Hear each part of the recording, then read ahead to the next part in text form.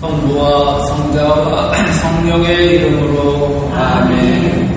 은총이 가득하신 마리아님 기뻐하소서. 주님께서 함께 계시며 중에 복되시며 태중의 아들 예수님 또한 복되시나이다. 천주에서 마리아님 이제와 저희 죽을 때 저희 죄를 위하여 부르소서. 아멘. 성부와 성자와 성령의 이름으로 아멘.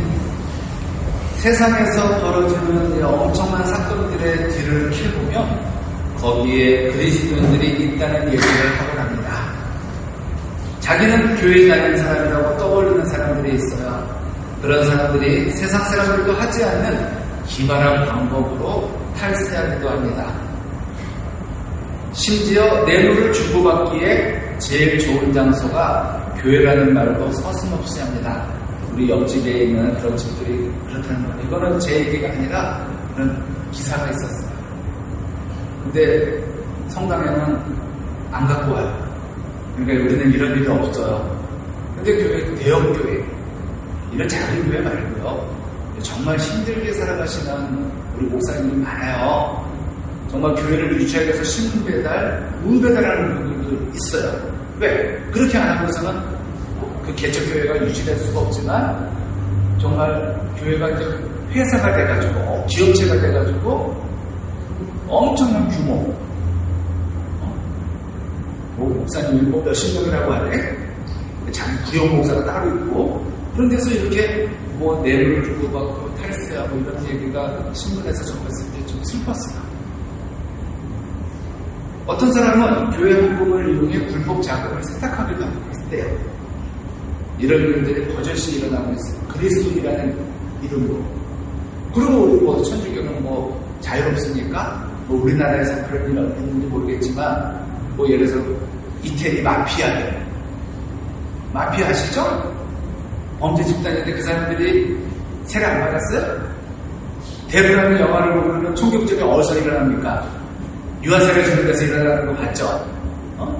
그러니까 거기도 그 사람 죽이고 그런 사람들이 애 낳으면 제일 먼저 가는 데가 성당이고 유아세례 주고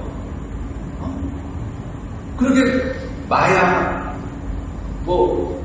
이런 거 범죄 집단 마약하고 뭐 이렇게 사람 총으로 죽이는 걸 아주 우습게 생각하는 사람들도 성당 가요. 애 세례 주고 그래서 거기서 방심하고 있는 걸 총 쏘고 또 물론 영화겠지만 그게 현실에서 일어나는 일들이었다는 거죠. 그들이 기도 안 했을까요? 그들을 도운 성직자들이 기도를 안 했겠습니까? 도대체 어떤 기도를 하길래 그 거룩한 성전에서 이런 일들이 일어난단 말인가?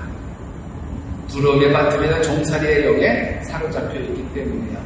지난주에 이어서 두려움에 빠뜨리는 종살이의 영, 사탄입니다. 진정한 자유와 기쁨을 맛보지 못했기에 엉뚱한 기도를 하는 거예요.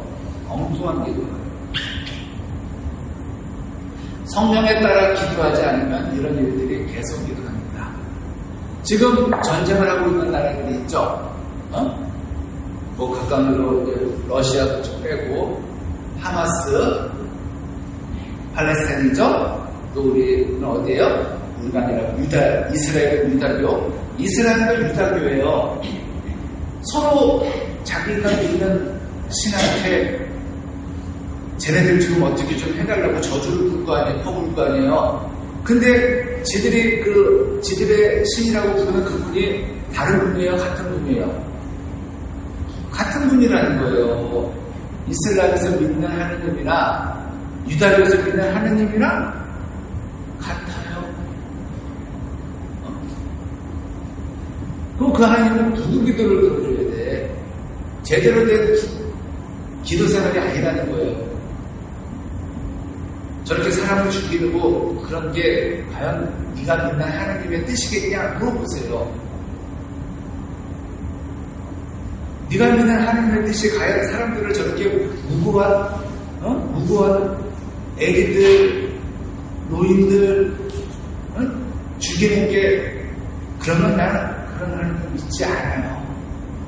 그게 하느님의 뜻이라면 난 그런 하느님 안 믿을래요. 내가 믿는 하느님은 그런 분이 아니거든요. 하느님 하나님을 잘못 알고 잘못 기도하는 거예요. 그런 기도 하나님이 들어주실까요? 외면하시죠. 그러면서 잘못된 기도를 마치고 내 기도를 안 들어주시네 섭섭하게 따지면은 아까 전에도 뭐라 그랬습니까? 때 하나님의 뜻에 어긋나지 않으면요. 성령에 따라 기도하셔야 돼요. 두려움에 맡으면 종살이의 영, 사탄의 영이 아니라 성령에 따라, 성령을 따라 기도하지 않으면 엉뚱한 기도를 너무 많이 하게 되는 거죠. 또 우리 신자들도 그렇게 기도를 해왔고, 제가 얼마 전에 그런 얘기했죠. 그런 기도하지 말라고 무주기도 돌리면서 주님, 제 무릎팍 좀 낫게 해주세요. 제 허리 좀 낫게 해주세요. 이런 기도 하지 말라 그랬죠. 그런 기도는 하지 마시고 병원 가시면 되는 거예요. 자, 바울 자신이 그러한 일을 직접 경험했어요.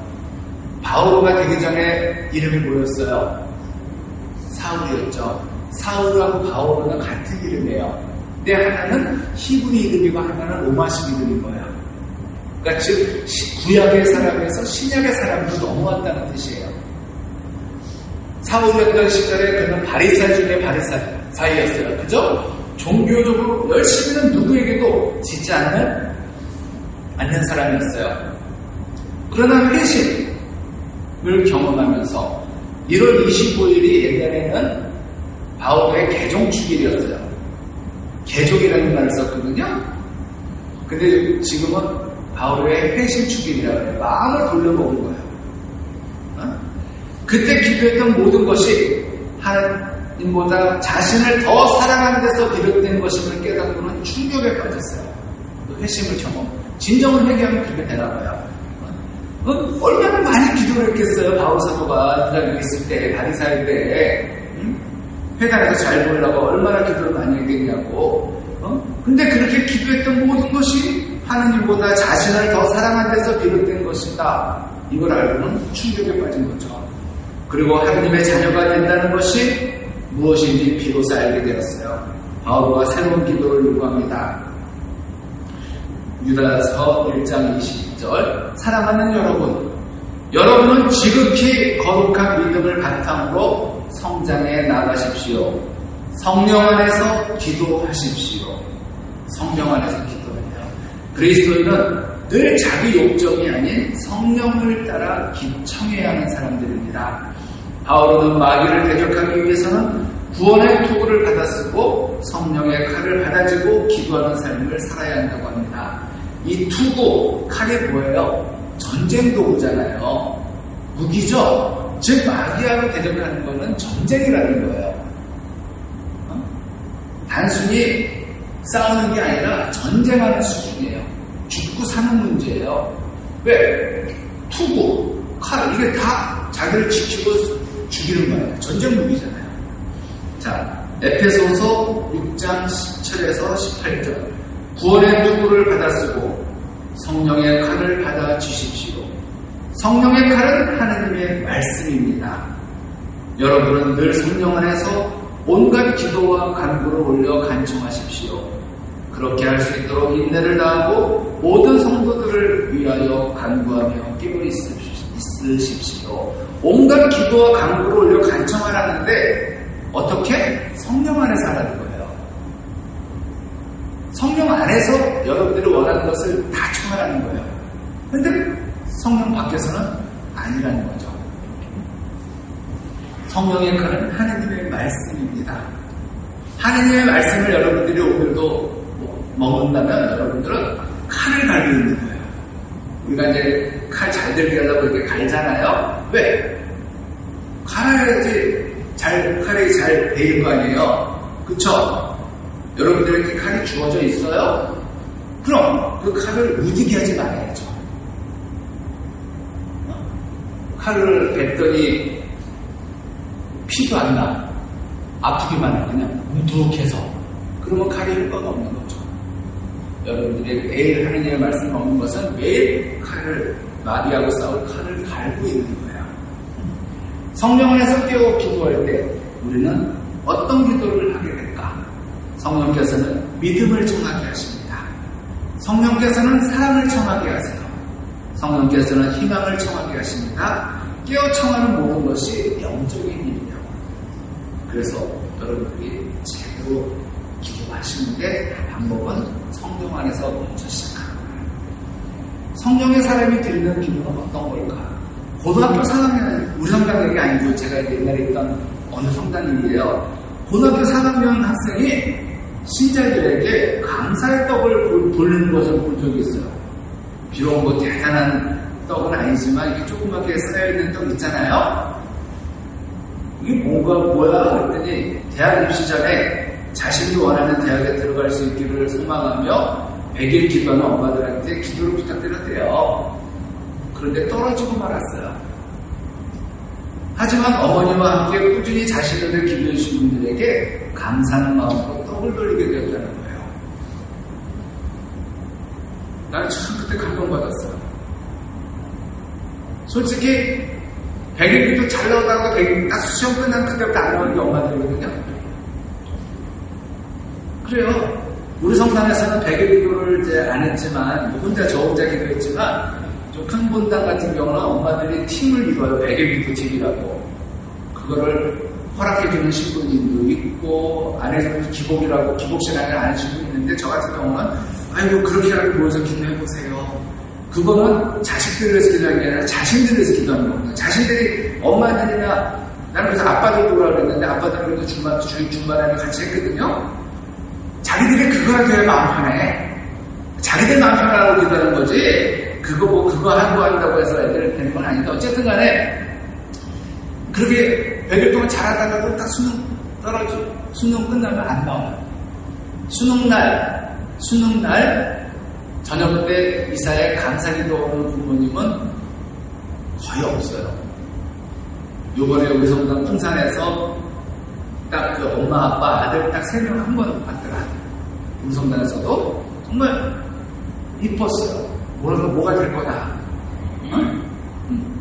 대학 입시에 붙어서 떡을 돌리면 내가 이해를 한다고. 기분 좋으니까. 대학 입시에 떨어졌다고 감사의 떡을 올린 거예요, 지금. 과연 이게 정상적인 애라면 엄마 기도했는데다 왜 떨어져? 하나님 있어? 하면서 따졌을 때 아니네. 자, 여러분 병에 걸렸다고 감사기도를 올린 적이 있습니까? 이제 감기 같은 거 말고. 자, 가게 문을 닫았다고 감사해서 기도를 드린 적이 있어요. 많은 사람들이 개업할 때는 기도를 빌어달라고 요청하지만 폐업할 때는 누구도 소식이 없습니다. 그러나 때로는 문이 닫힌 것도 감사한 일입니다. 하나님은 좋으신 분이기 때문이죠. 왜? 그 가게를 문 닫고 더 다른 문을 열어주려고 문을 닫게 하는 분이 있어요. 그래서 오히려 실패한 후에 더 잘 살려고 봐야 못 봐요. 보는 거죠. 우리가 하나님의 자녀라면 그리스도와 함께 영광을 받을 겁니다. 그러나 영광을 받기 위해서는 고난도 반드시 받아야 하는데 이 고난은 싫은 거야. 영광은 받고 싶은데 고난은 받기 싫어. 그럼 영광도 포기하셔야 돼요. 좋은 대학에 가고 싶은데 대학에 가고 싶은데 공부는 하기 싫어. 그거 똑같은 거죠. 명문대생이 되고 싶은데 공부는 하기 싫어. 그럼 어떻게 해야 돼? 방법은 그냥 포기해야죠. 아니면 뭘 저질러야 돼요? 부정부패, 비리를 저지르는 수밖에 없는 거죠. 아버지 엄마가 학교에 스쿨버스를 한 대 몇 대를 사준다든가. 근데 스쿨버스도 기증한다고 요즘 뭐 기부 입학제는 없어졌대. 예전에 기여 입학제가 좀 있었는데 요즘 그것도 없대요. 이건 선택사항이 아니에요. 영광을 받기 위해서는 고난도 반드시 받아야 한다는 거. 우리가 기도하는 까닭은 항상 깨어서 고난을 이겨내고 영적인 일을 추구하기 위함입니다. 여러분들 영광의 신비 앞에 고통의 신비가 먼저 있다는 것을 기억하셔야 돼요. 부활 앞에 십자가 길이 있다는 것을 명심하셔야 되는데 부활은 좋아. 구원도 좋고 부활도 좋은데 십자가는 무서워. 이게 우리 믿으면 안 됩니다. 고난 가운데서도 감사의 떡을 올릴 줄 아는 십자가 되기를 간절히 바라요. 그러면 궁극적으로 하나님께서 일을 풀어주실 겁니다. 근데 저는 개인적으로 떡보다는 그냥 주실 건 빵을 주세요. 저는 떡을 정말 안 먹어요. 풍랑은 오래가지 않아요. 그런 말이 있죠. 우리가 어디 가면 어떤 힘든 길을 가면 터널 속 깜깜한 터널을 지나가는 것 같죠. 근데 터널은 반드시 뭐가 있어요? 뭐가 있어요? 터널은 반드시 끝이 있어요. 끝이 없는 터널은 없어요. 좀 길뿐이에요. 우리가 여기 강원도 양양 속초 가다 보면은 인제 터널이라고 우리나라 제일 긴 터널이 있죠. 11km. 그 긴 터널도 끝이 있어요. 풍랑 오래가요. 터널도 영원하지 않아요. 아무리 바다에서 비바람이 불어치고 풍랑이 일어나도 좀 지나면 잔잔해져요. 주님 안으로 쏙 걸어 들어가기만 하면 어두운 터널이 끝나고 반드시 빗줄기를 보게 됩니다. 그리스도인의 기도는 본질부터 다릅니다. 성령의 따라 청하는 기도는 완전히 다른 기도예요. 그런 기도에 우리가 초대받은 것입니다. 주님께서는 단 한 사람 아브라함의 믿음으로 구원의 여정을 시작하셨어요. 좁은 2층 방에 모인 120명으로 세계 선교를 시작하셨어요. 다락방이라고 그러고 2층 방이라고 그러는데 거기에 120명이 어떻게 모였는지도 저는 참 신비로워요. 옛날 집들이 이렇게 크질 않았잖아요. 아무리 크다는들 120명이 들어가기에는 정말 버거웠을 거야. 이게 이제 마르코의 집이라고 그러잖아요. 상 마르코의 집인데 다락방으로 번역하기도 하고 2층 방으로 번역하기도 하는데 어쨌든 그 방으로 2층 방이 120명이 모여. 어쨌든 거기에 역사가 성령께서 강림하셨잖아요. 우리 가운데 몇 사람이라도 하나님의 뜻을 따라 청한다면 초대교회에서 일어났던 일이 다시 일어날 거예요. 성령에 따라 청하는 기도를 하세요. 먼저 자신이 성령으로 충만해지기를 바라는 기도를 하세요. 성령으로 충만해지기를 청하는 기도를 드릴 때 2층 방에 강한 바람처럼 불의 혀처럼 강림하셨던 성령께서 우리에게도 강림하실 줄 믿습니다. 성령의 임하심을 거스르지 말고 이미 오신 성령께 순종할 수 있도록 마음을 열고 귀와 혀도 열기를 바랍니다. 로마서 8장 17절. 자녀이면 상속자이기도 합니다. 우리는 하느님의 상속자입니다. 그리스도와 더불어 공동 상속자인 것입니다. 다만 그리스도와 함께 영광을 누리려면 그분과 함께 고난을 받아야 합니다. 그 세상의 법을 보면은 상속이라는 것은 재산을 받는 거잖아요. 돈을 받는 것도 상속이지만 뭘 받는 것도 상속이에요. 빚도 받아요. 그러니까 지금 부채도 받아야 상속돼요. 이 원리를 따진다면 우리가 영광도 받지만 고난도 함께 상속받아야 된다는 거예요. 왜? 예수님이 영광만 받으신 게 아니잖아요. 영광을 받으시기에 고난도 받으셨어요. 마찬가지 개념이에요. 자녀가 된다는 것은 아버지의 모든 것을 물려받는 상속자가 된다는 뜻입니다. 아버지의 유업은 모두 좋지만 문제는 그 좋은 것이 자녀가 보기에는 다 좋아 보이지 않는다는 사실이죠. 자기 바람과는 맞지 않는 부분도 있어요. 아버지는 자녀를 당신 사업에 합당한 자녀로 만드는 것이 목적이지만 자녀는 아버지를 통해서 자기 소원을 이루는 것이 목적입니다. 이렇게 자기가 원하는 것을 이루지 못하고 자기 뜻대로 되지 않은 것을 사람들은 흔히 고난이라고 합니다. 내 뜻대로 안 되는 게 고난이에요. 그러면 여태까지 우리는 고난의 길을 수없이 걸어온 거죠. 살면서 내 뜻대로 된 게 몇 가지나 있을까요? 여러분들이 자녀는 여러분들의 뜻대로 됐습니까? 지금 가정은 여러분의 뜻대로 돌아갑니까? 여러분들이 원하는 사람하고 결혼을 했습니까? 원하는 직업을 갖고 있습니까? 세상은 내 뜻대로 이렇게 내가 원하는 대로 되지 않았어요. 그럼 늘 고난이겠다. 그죠? 그러나 고난을 그렇게 쉽게 얘기할 수는 없습니다. 아버지의 계획과 섭리에서 비롯된 것이라면 고난이 맞기는 해요. 그게 고난이에요. 아버지의 계획과 섭리에서. 근데 자기가 꿈꾸던 것을 이루지 못해서나 욕심을 부리다가 겪는 고통이라면 그냥 견디기 힘든 일일 뿐이에요. 내 욕심에서 일어난 거예요. 아니, 가난 가난이 고난일 수는 있어요. 그쵸? 어려운 가정 형편이 고난일 수는 있어요. 십자가일 수도 있어요. 근데 내가 노름에 빠져가지고 다 재산을 탕진해서 가난하겠다면 그게 고난이고 십자가예요? 그건 자기 잘못이잖아요. 그쵸?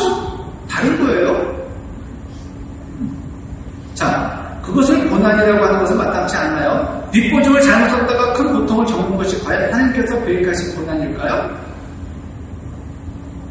물량에 투자했다가 재산을 다 날린 것이 하나님께서 뜻하신 고난일까? 아니에요. 그건 고통일 뿐일 것 같아요. 그냥 아픈 거예요. 고난이란 성령께서 말씀하시는 말을 따라 살다가 겪는 어려운 말입니다. 하나님께서는 우리의 고통을 사용하시는 분이에요. 이스라엘 백성이 이집트에서 부르짖을 때 들으시고 그 고통을 피할 길을 열어주셨어요. 우리가 고통 중에 하나님의 이름을 부를 때 들으십니다. 문제는 내가 만들어요. 문제는 내가 만들고 해결은 누가 해줘요? 대부분 엄마가 해줬잖아요. 이제 성장할 때. 마찬가지예요. 우리 신앙인들도 문제는 내가 만들지만 해결은 하나님께서 해주세요. 사고는 내가 쳐놓고 맨날 이것 좀 해달라고 기도하는 거 우리 아니에요? 그쵸? 하나님께서 그렇게 만든 게 아니거든요. 문제는 대부분 여러분 기도할 때 보세요. 사고는 내가 쳐놓고 주님 제발 이거 좀 잘 해결해 주세요. 그쵸? 하나님이 거기다 주잖아요. 그랬어요. 대부분 내 기대와는 다른 해결 방법을 쓰시긴 하지만 하나님께서는 내 문제를 통해서 나를 빚으십니다. 심지어 문제를 일으키는 내 성품까지도 하나님의 목적을 위해 사용하세요. 자, 그럼 이제 성령께서 기도하시도록 자신을 드려야 되는 거죠. 하나님의 목적은 우리로 하여금 하나님을 알게 하는 겁니다. 하나님을 아는 것이 구원이기 때문이에요. 구원받으려면 하나님을 알아야 돼요. 하나님을 모르는 사람은 구원받을 수는 없는 거잖아요. 하나님께서는 우리가 주님을 갈망하기까지 무슨 일이건 제 모집대로 하게 내버려 두세요. 그러나 일단 하나님께로 돌이키면 기도를 가르치고 이끄십니다. 예수님께서 주님의 기도를 가르쳐 주실 때 제자들이 기도를 모르던 사람들이었을까요? 기도를 안 하는 사람들이었을까요? 그들도 열심히 기도하는 사람들이었어요. 그런데도 그들에게 기도를 가르치셨어요. 그리고 승천하신 후에는 성령을 보내시어 성령께서 친히 기도를 가르치고 인도하게 하셨습니다. 무엇보다도 그들을 하나님의 모든 것을 상속받기에 합당한 상속자로 빚으시기 위해서였어요.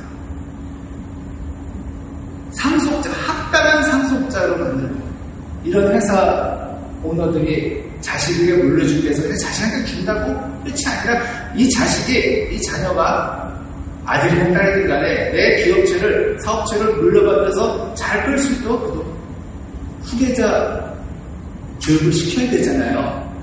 그래서 공부도 시키고 모두 하고 하는 이유가 바로 그거겠죠.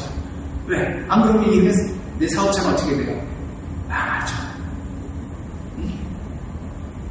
아버지는 자녀를 내버려 두지 않습니다. 사랑하는 사람을 그냥 버려두는 일은 없어요. 그래서 교육도 시켜야 되고 모두 시켜야 되는 거예요. 사랑한다고 하면서 그냥 가만 놔둬? 이게 과연 옳은 교육 방법일까? 어떻게 보면 한편은 방치일 수 있어요. 로마서 8장 26절 이와 같이 성령께서도 나약한 우리를 도와주십니다.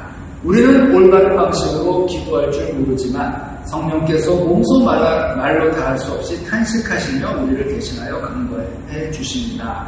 바울의 말처럼 우리는 올바른 방식으로 기도할 줄 몰라요.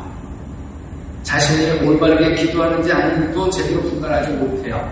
욕심이 앞을 가리고 판단력이 흐려지면 사례를 분별하지 못한 채 답답한 것마다 기도하게 됩니다. 답답해서 기도하는 거예요.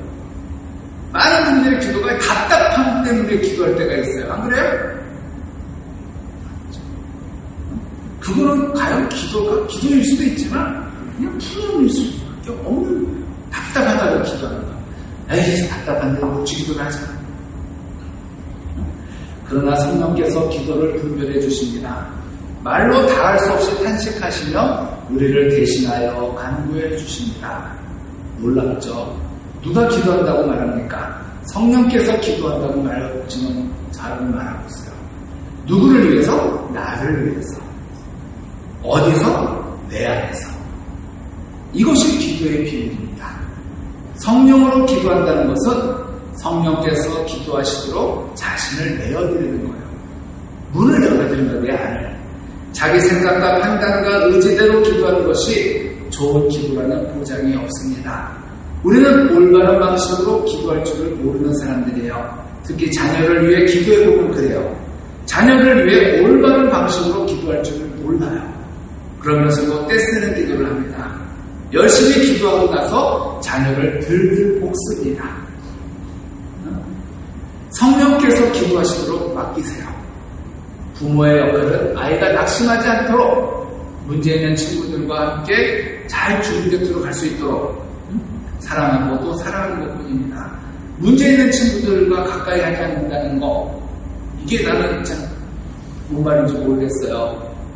친구를 잘 사귀었다는데 내 아들이 그 문제 있는 친구들을 인도할 수 있었으면 좋겠어요. 걔랑 사귀지 마. 걔 문제가 많은 애야. 그럼 그 집 엄마도 그런 생각할 거 아니에요. 우리 애가 걔 때문에 이렇게 될 거라고. 그쵸? 근데 지들끼리는 죽고 못 사는 친구잖아. 그쵸? 그러면 우리 집 애가 그런 친구들도 인도할 수 있었으면 좋겠다. 다른 걸로. 야, 공부 잘하는 애만 사겨. 걔 공부 못한다며? 그럼 그 공부 잘하는 애는 우리 애들 사귀게 되고, 우리 딸 그 집도 똑같이 그런 얘기 할 거 아니에요? 그럼 정교 1등은 친구가 아무도 없기 때문에 다 미치니까. 그쵸? 아니에요.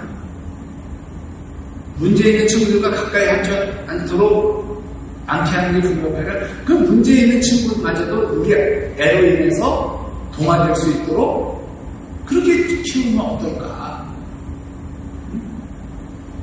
그러다 안 되면 떨어뜨려 놔야겠지만, 자녀를 위해 청할 것은 자녀의 믿음입니다.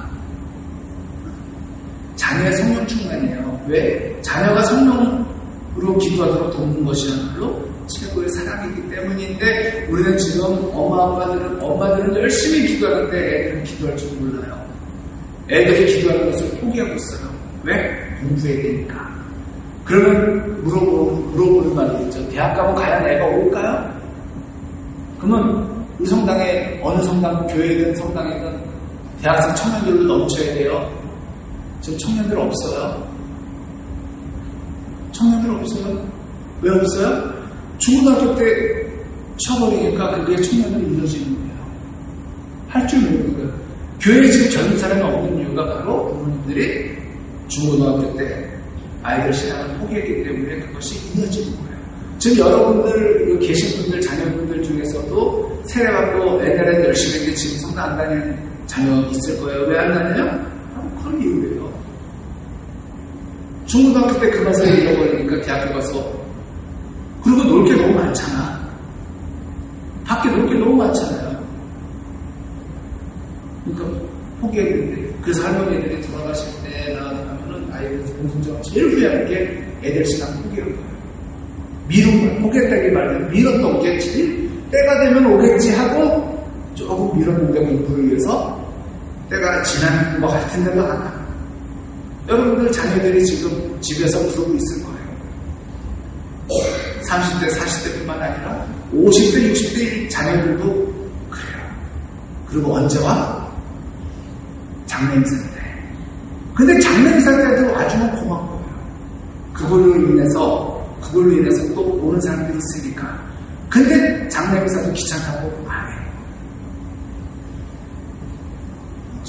그래서 어느 신부님은 그런 책을 써서 책에다 그렸어요. 제발 자녀들 때 이혼 좀 하라고. 장례미사는 꼭 하게 해달라고. 이건 내가 하는 게 아니라 자녀들이 준 거지. 그런 얘기를 왜 했을까? 그렇게라도 자녀들을 성경에 인도해보라는 거죠. 자, 먼저 성령께 간청하는 기도를 드리세요.